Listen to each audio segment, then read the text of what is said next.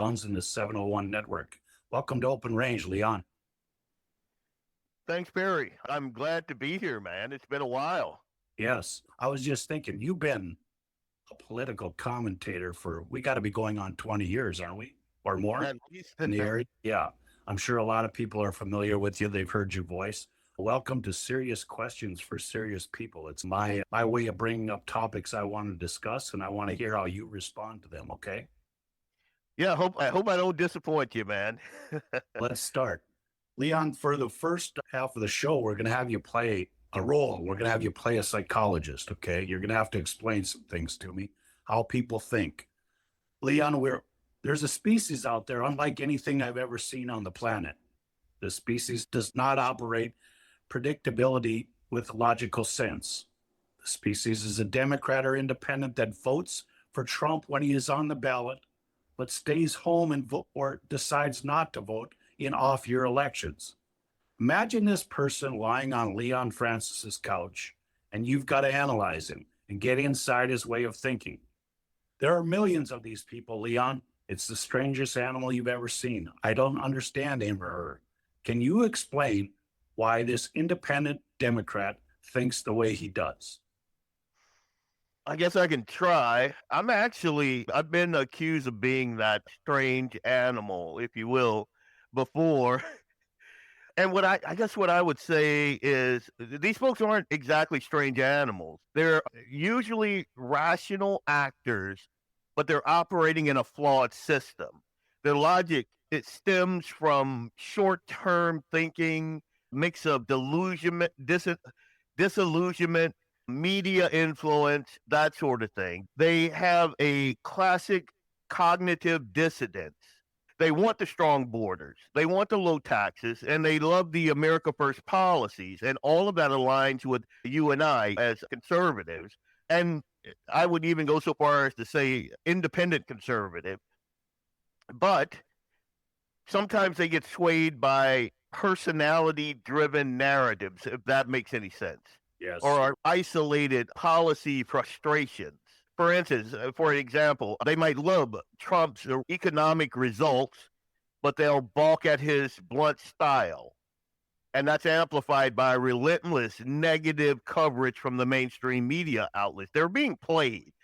Like, these are rational people, but they become irrational the more of the mainstream media ideological spin they ingest. I guess that's where I would go. This strange animal, this voter feels unmoored. Neither party, if we're looking at which way they're leaning party affiliation wise, they don't feel that either party adequately represents them. So they'll default to a protest mindset. They'll just not vote, or there's an apathy. Like, it's a uniparty type deal.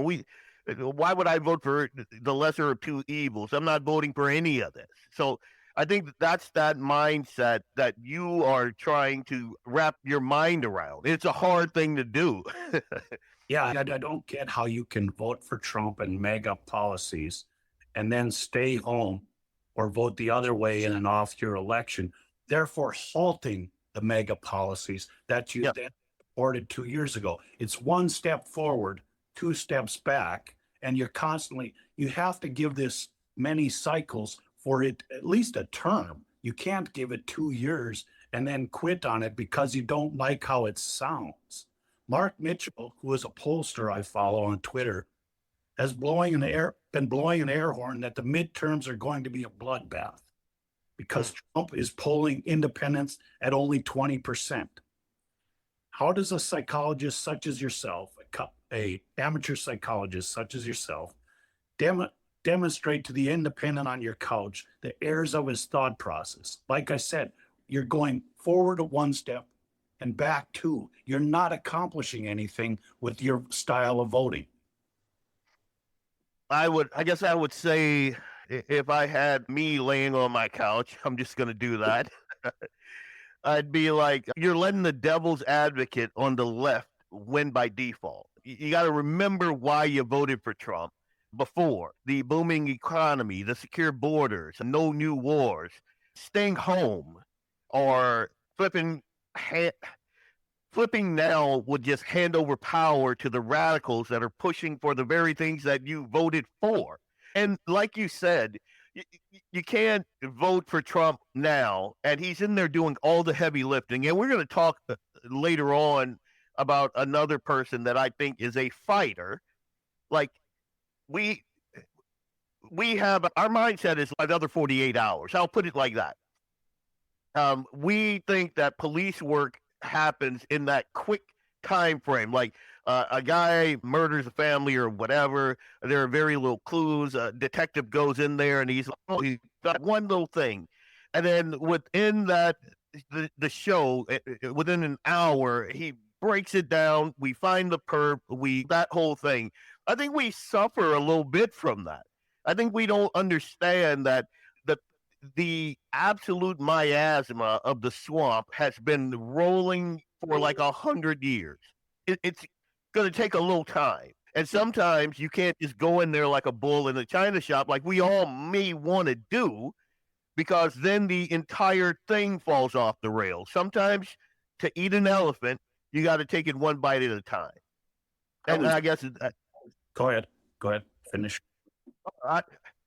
I was just going to say, these people, I was speaking to myself, I'm overvaluing the media spin over the results of Trump. Trump's policies poll better than he does because the establishment smears him relentlessly. So you got to vote Republican in the midterms to stack wins, to protect your wallet, to keep the lunatics from the asylum. Your apathy is the left's greatest ally. Turn it into action before it's too late. That's what I would say. That's what I would tell myself. You were saying results oriented, just on the crime level itself, how he's went into DC, Chicago, New York, Memphis, New Orleans. Crime is down incredibly in these bit larger cities because we're actually arresting criminals. If for no other reason than you want a vacation to these places, is a reason to vote for them. We are actually putting criminals in jail. Like I said, I don't understand this person, but he's legion. It's all over the place, and you see it cycle after cycle, and you're just going to stop this. It's like we had the Super Bowl last week, and you're reaching the 10-yard line, and now you want to punt. Yeah. You know what I mean? You're going in to score, and now I guess we'll just take a knee. You know what I mean? It makes no sense to me. It's confounding, but there's millions of them. There's millions of them because the mainstream media, like I said, how many folks out there, how many of those independent voters know what you just explained to us right now, what you laid out to us right now, that in Washington and in the crime levels have come down because Trump came in, even though like liberals were all wee-weed up across the mainstream media. They're saying, oh, it's jackboot thugs and this and that and the other thing. But what they're not showing you is all of those families that are there that can take their kids outside now, that can play in the street now, that can, like, what's his name? Big Balls in Washington. And that's not a euphemism. That's the dude's handle. Doge. Yeah, from Doge. He got beat up, getting mugged in Washington. And Trump's response to that was Washington, D.C. should be the apple of the American political scene, and it should be safe.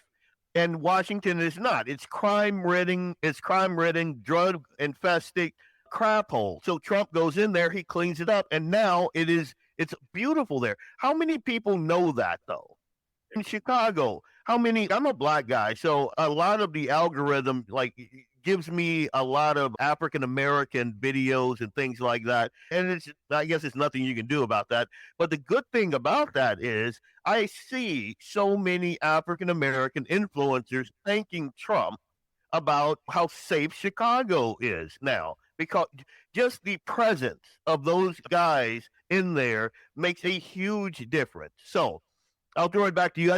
Just something to think about. It is the mainstream media spin on the miasma that is the Trump that is the catalyst for a lot of this apathy.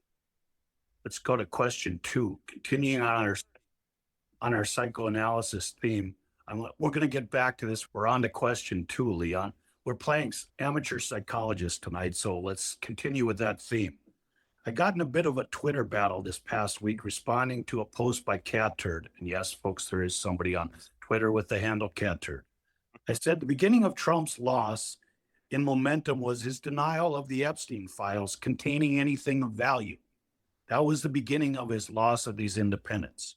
Polls have shown denying the Epstein files was the beginning of this steep decline. It is the number one reason people stayed away from voting in 2025. The comment I received had lots of responses, both positive in agreement and negative. To those who disagreed, I followed with this. Whatever the Epstein files are and show to be, the essence to me of what MAGA is, the establishment doesn't get to decide for us what is true and what isn't. We decide for ourselves with the help of complete transparency. And Trump lost some credibility there because he was going to decide for us. Because Trump and his DOJ decided for us, his credibility suffered. Currently, everything Trump promised, like you said, is more popular than based on the polls than his actions. The number one factor for him facing impeachment after impeachment in the next 2 years is because he is not following through on all the nefarious deep state activity towards him and the American public. If you had to describe MAGA, as I just did, like I said, it's deciding for ourselves. Give us the information. How would you describe it? Do you agree with that, or do you have a different version of MAGA in its essence?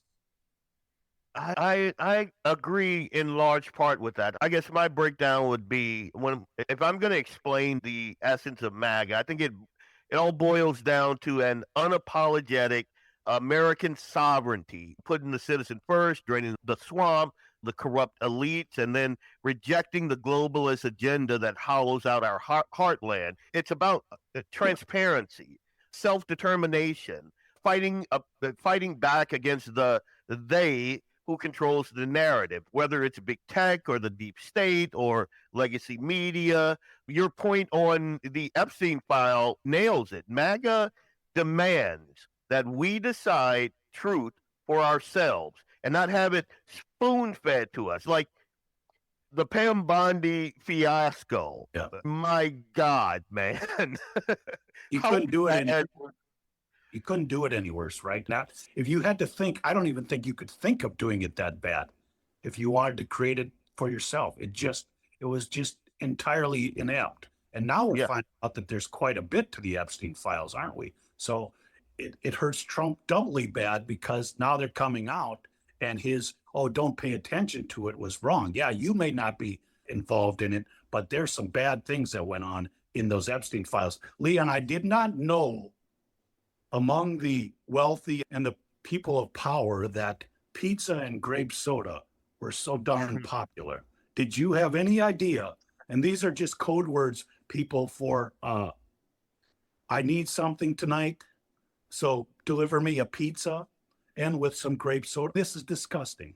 I haven't had grape soda in years, but it's awfully popular. Or it was. Yeah, and the e-fare, that whole thing. So Pizzagate was real, and the media spun it. Oh, crazy, right-wing conspiracy theorists, that sort of thing.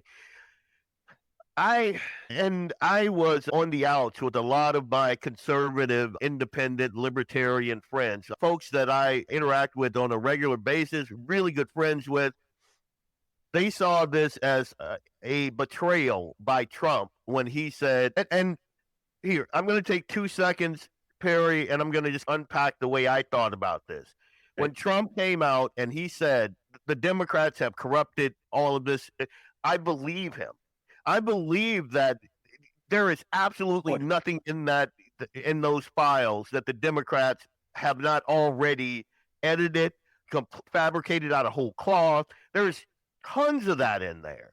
And so I understand that, but the rank and file, they don't. They think that Trump is just protecting this elite class of people, and I think that there's a lot more to it than that. I think a lot of us believe that we are the good guys, that we are always the good guys. So if the good guys say this is the info, then this is the info. I don't believe that. I believe that, especially when we're talking about the Washington miasma, there is nothing I would put above them. There is absolutely no.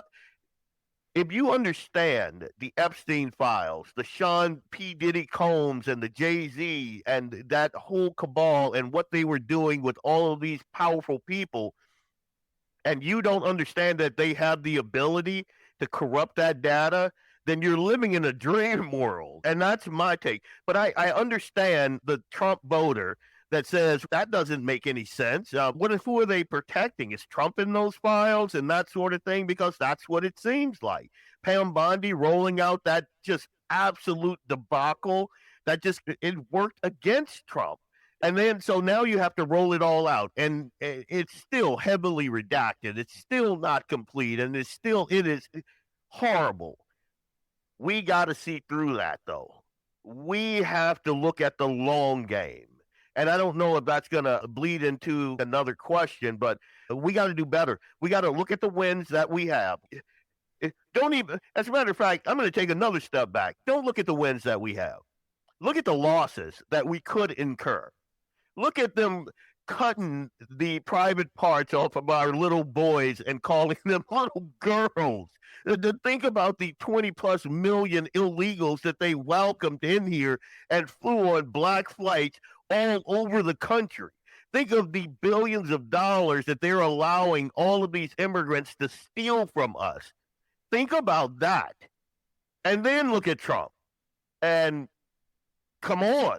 I just want to decide for myself. I want the information. Do you see the same thing when you look online in your sources that we're into a big headwind here as far as November, and there's a lot of work to be done?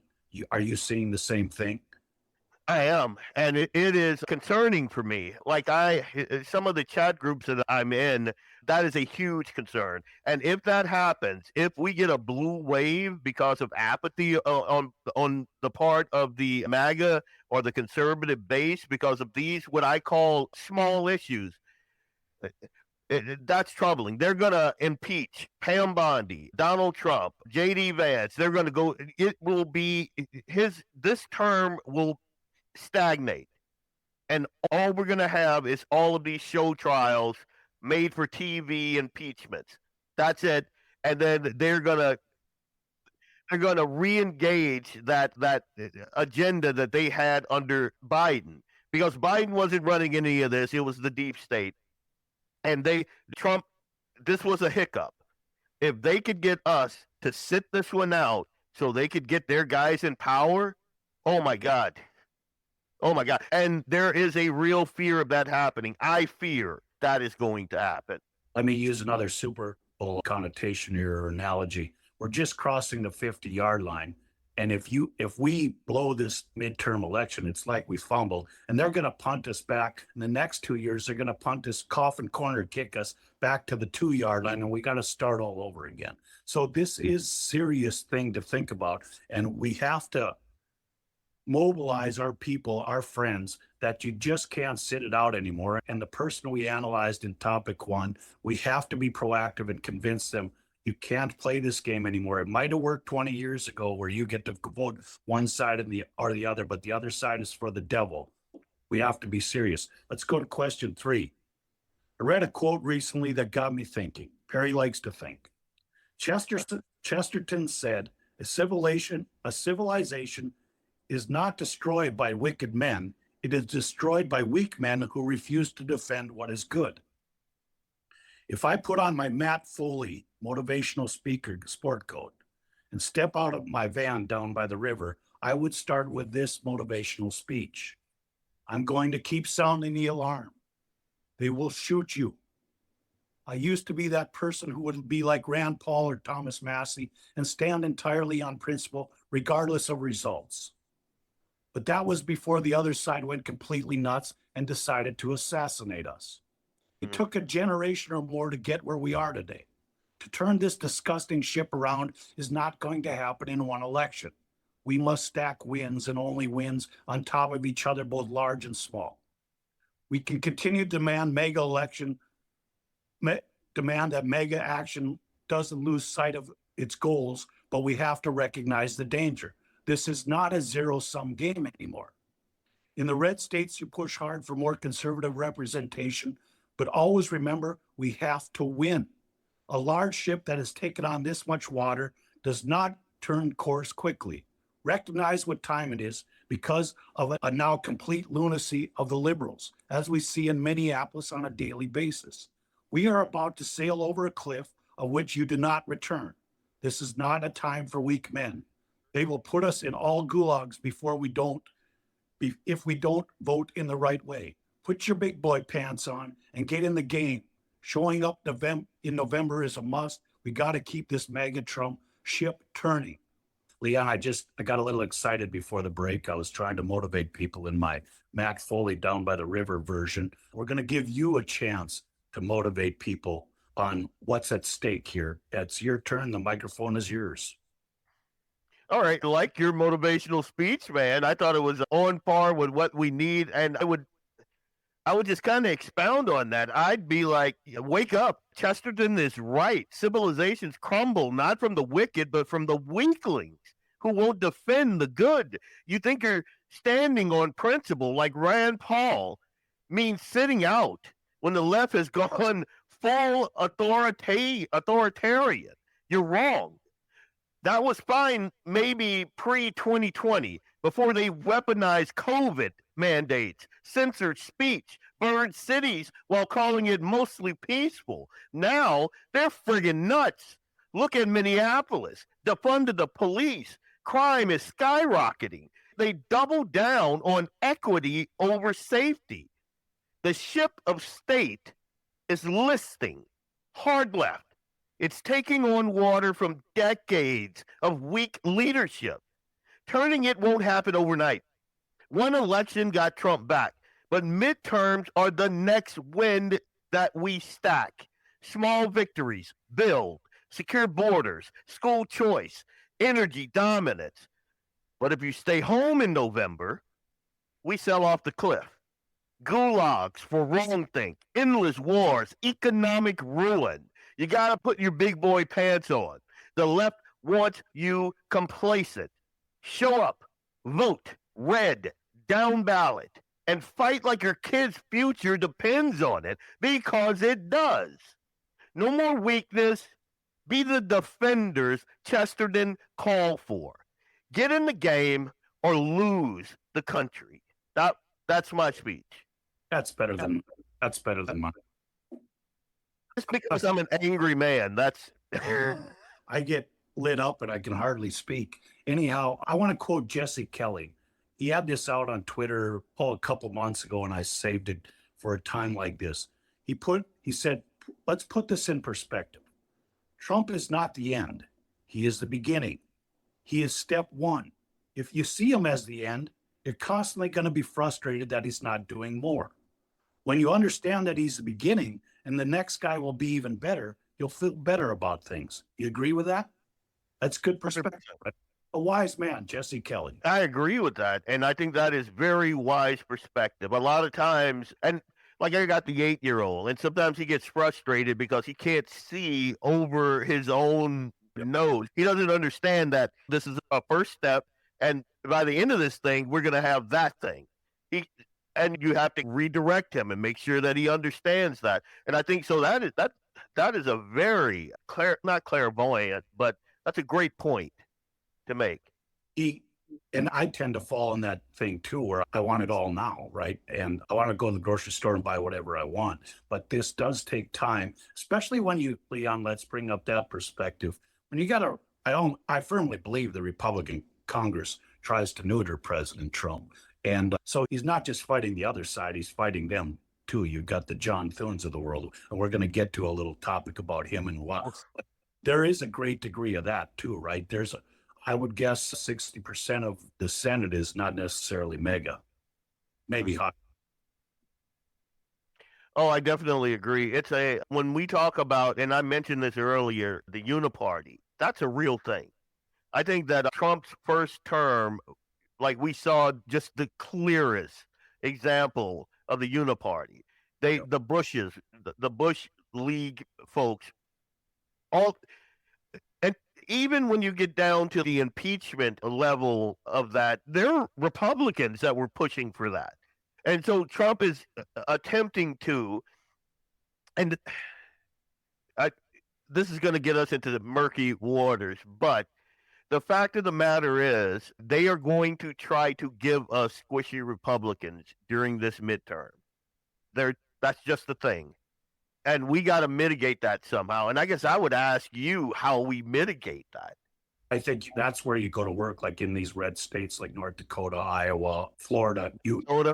That's where you can go to work and try to find the most conservative representation you possibly can. You have to realize in Maine, Minnesota, other places like that, Illinois, you may not be able to get quite as conservative Republican elected. But you get into Indiana, places like that's where you got to push for this stuff, right? The South, Georgia, places like that. And interesting, we've been talking polls a lot. I saw an interesting thing a couple of weeks ago that a majority of Democrats now want to be referred to as Democrat socialists. A year ago, this wasn't so cool, but now they're taking it head on. They want to be baptized as Democrat socialists. They're not running from it anymore. Oh yeah, and it's amazing how how effective the media is. It's amazing. We got Mondami in New York. I mean, we in Minneapolis we almost had that Omar Fata guy, and I Minnesota is an example of a good example of that. How a good, hardy race of Scandinavians and Norwegians can completely kowtow and become like their friggin' flag is a Somalian flag. That's propaganda. That's how effective propaganda is. And right now, and I'd even go as far as this. I'm not a fan of Martin Luther King, and I haven't been for a very long time, since the Chris Berg days when I would come out and I'd get people all wee up about that. And it's because I know for a fact that he was a commie. He was a communist, and he was given to us by the left as this savior dude. But even back then, they knew how bad that label would be, and they scrubbed that. Now they don't care. Now they think that it is a badge of honor. They want big government to control the economy and the means of production and your life. They want that. They wouldn't want it if a capitalist was in there or a conservative was in there. They'd fight tooth and nail. But if they think that they could get their guy in and he can implement their reforms, they're all over it. They love that socialist moniker. And they don't care that in Venezuela and all these other places where it failed miserably, in their minds, they think if only we hold this power, we could do better. It's garbage. That's why I've eliminated Democrats from my social network. I want nothing to do with them because they've now followed this mantra. That's the direction they want to go, and I want nothing to it. I just want to leave the viewer with a chicken or egg question, then we'll go on to topic 4. Does Karen make Todd, or does Todd make Karen? We'll just leave that out. Food for thought. Does Karen make Todd, or does Todd make Karen? Number 4, Leon, the Save America Act requires photo ID to vote in federal elections. Conservatives are calling for the end of the zombie filibuster and a return to the way the filibuster was originally intended. For viewers who don't know the difference, the current filibuster only requires you to say you intend to filibuster and it goes into effect. It takes no effort. The actual filibuster that many of us our age learned about required you to stand there and talk until you couldn't talk anymore. You couldn't even go to the bathroom. Like many things the Senate does, they took the boomer way out and changed that to just declaring your intention. Why should these people have to work hard at something when you can take the most comfortable path? That tends to be the boomer way of operating. Majority Leader Thune responded to this request for ending the zombie filibuster, saying that this would cause lots of debate and votes to be missed because we'd be wasting time on filibustering. So I ask you, Leon, a man of deep thought, what the hell could possibly be more important than safe elections where only Americans are allowed to participate? Is there anything else that would matter more?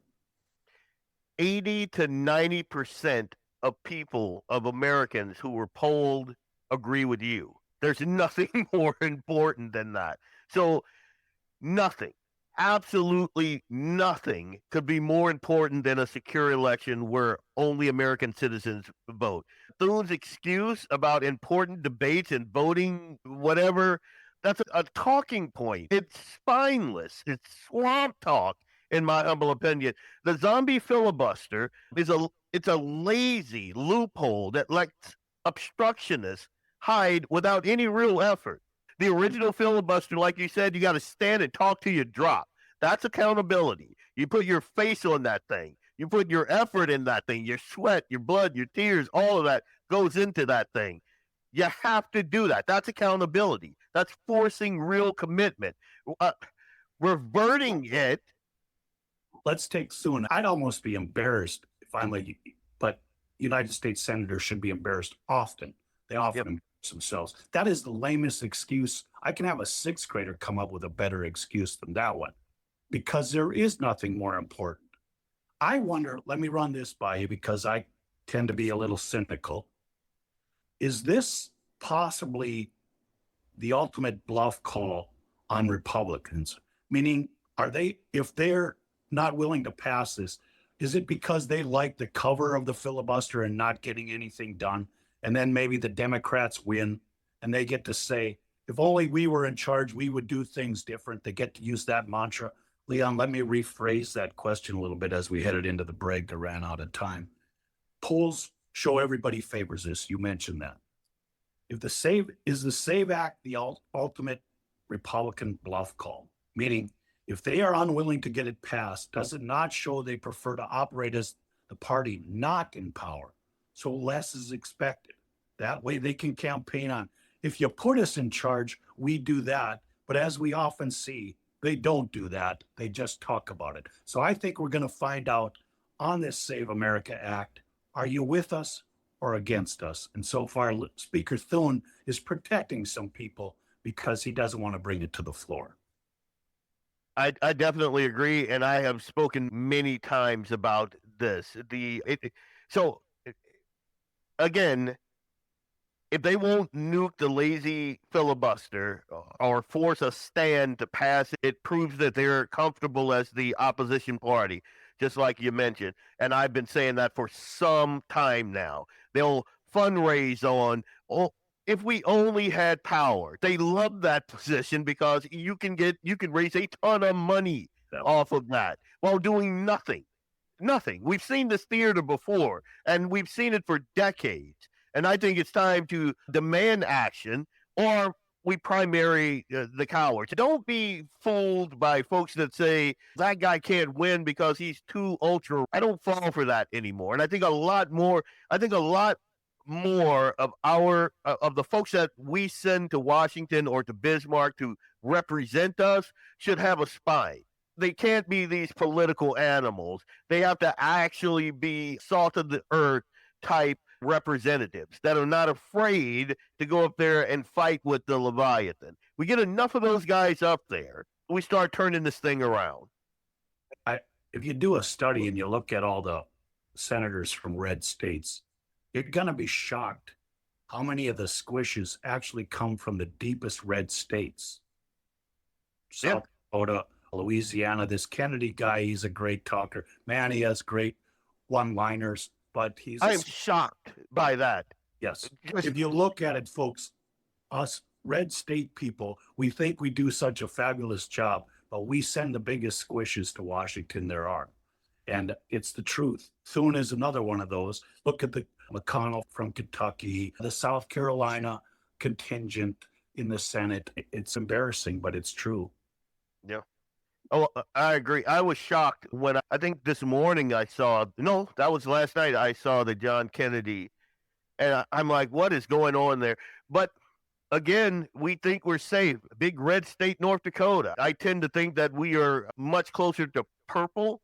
I think a lot of Republicans in this state, and a couple of them, would be comfortable running as a Democrat if it didn't carry all that baggage. If the R behind their name didn't carry so much weight, they would be Democrat.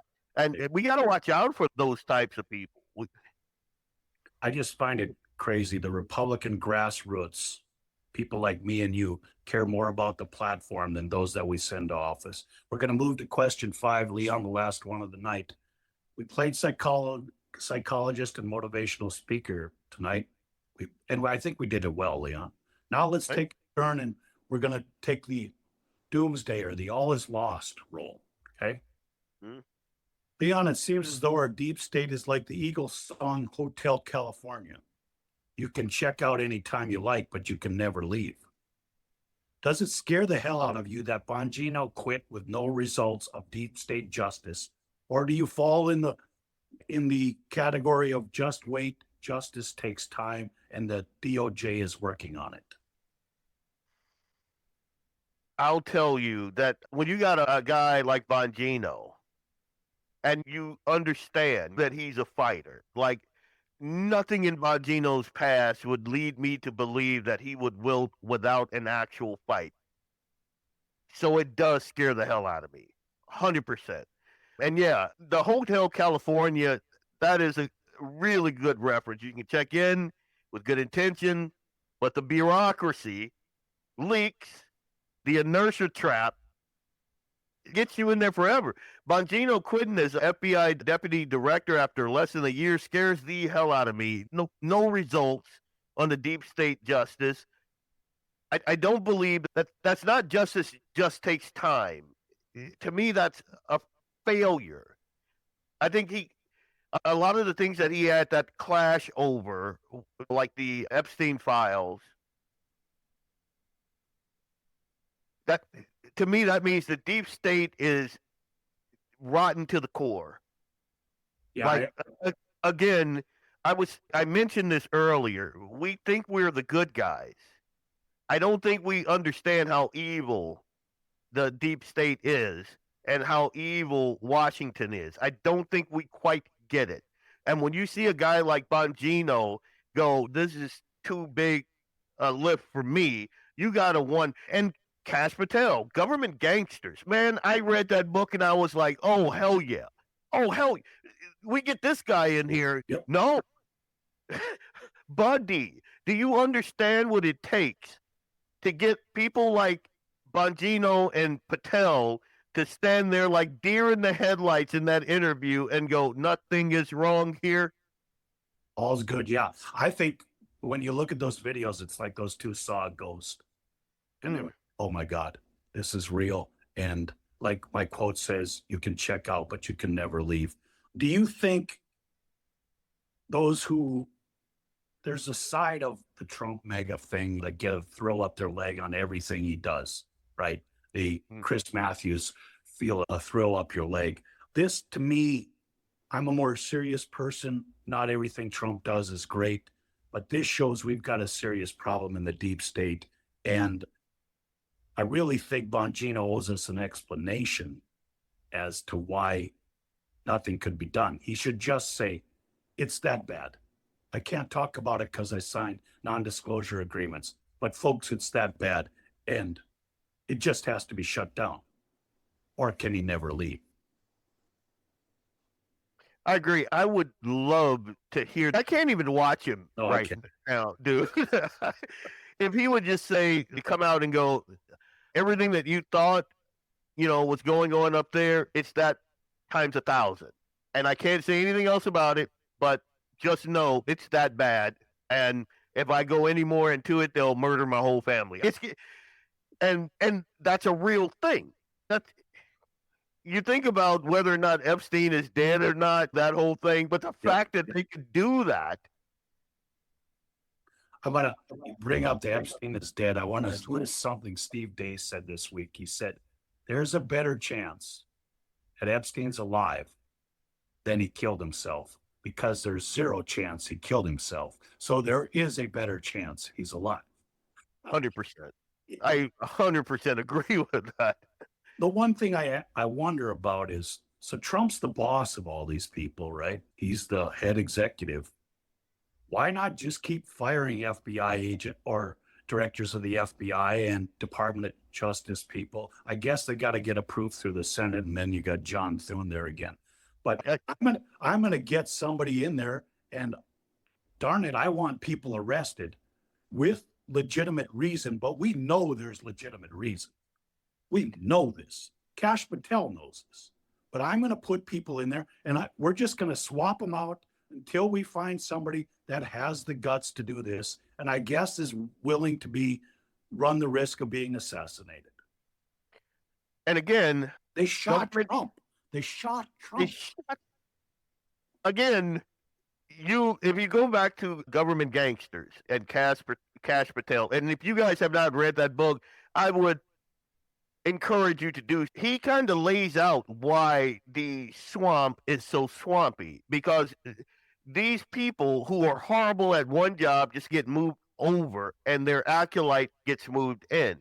It is a heavy lift. Trump tries to fire folks that he'll get held up in court. It's insane. The system protects itself. It is not a light lift. It is a very heavy one. And like, he would probably have to axe 80% of the people in there just to get the rot out. And then it's a non-functioning system. And to me, I would prefer that and then rebuild it. But that's he does. Go ahead. If he does that with the FBI and the CIA and then something happens, then, that's a bad deal. But again, you read Government Gangsters, you understand exactly why Trump can't go just balls to the wall. He can't do that because the rot is so deep in there. It is Bongino quitting proves to me that it has to be dismantled. I guess it has to be done in an organizational way. This is another reason to keep voting and keep this ship going in one direction so we can build these wins on top of each other. But you just can't put new people in there and fire 3 or 4 people. It has to be like Ma Bell and broken up into small companies. And then, boy, all of a sudden we got cell phones and we're flying. We're not going to lose the effectiveness if we remodel it. Folks, I want to thank you for watching tonight. Leon, thank you for being on. We enjoyed having you on Open Range, and I guarantee we'll have you back. You've got plenty of opinions and enjoyed your friendship over the years. Have a good week. Thanks, Barry. Take care, Leon.